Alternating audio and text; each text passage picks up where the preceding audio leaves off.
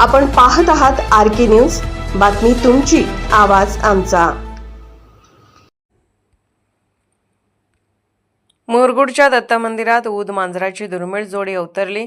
सर्पमित्राच्या मदतीने वनविभागाच्या स्वाधीन, भाविकांमध्ये कुतूहलाचे वातावरण। सर्जेराव भाट, मुरगुड प्रतिनिधी। वेदगंगेच्या काठावर वसलेल्या मुरगुड येथील ऐतिहासिक दत्त मंदिरात सध्या एका दुर्मिळ वन्य प्राण्याच्या जोडीची चर्चा रंगली आहे। सहसा लोकवस्तीत न आढळणाऱ्या ऊद मांजर या प्राण्याची एक जोडी मंदिर परिसरात आढळून आली असून त्यांना सुरक्षितपणे पकडून वनविभागाच्या ताब्यात देण्यात आलं आहे। वेदगंगा नदीकाठी स्मशानभूमीच्या पलीकडे असलेल्या जुन्या दत्त मंदिरात ही घटना घडली।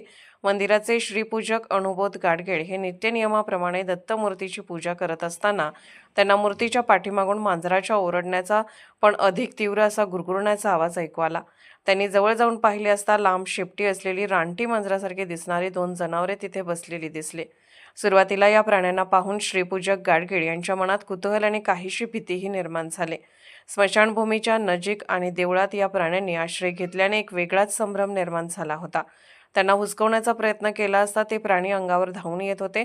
अखेर काठीच्या सहाय्याने त्यांना तेथून बाहेर काढले।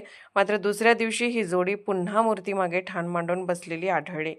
प्राण्यांचा आक्रमक पवित्रा पाहून गाडगेळ यांनी सामाजिक कार्यकर्ते आणि सर्पमित्रांना पाचारण केले। सर्पमित्र रघुनाथ बोडके, अमर सुतार आणि सर्जेराव भाट यांनी घटनास्थळी धाव घेतली।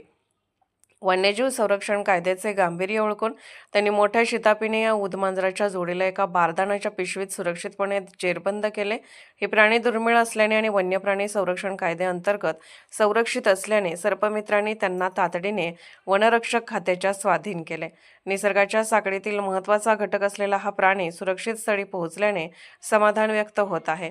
नदीकाठी असल्याने पावसाळ्यात या मंदिरात पुराचे पाणी शिरते। अशावेळी गावातील तरुण आणि सामाजिक कार्यकर्ते एकत्र येऊन मशीनच्या सहाय्याने स्वच्छता करतात। याच मंदिरात आता निसर्गाची ही अनोखी किमया पाहायला मिळाल्याने दत्तभक्तांमध्ये या ऊदमांजराची चर्चा सुरू आहे। RK न्यूज चॅनलला लाईक करा, शेअर करा आणि सबस्क्राईब करा।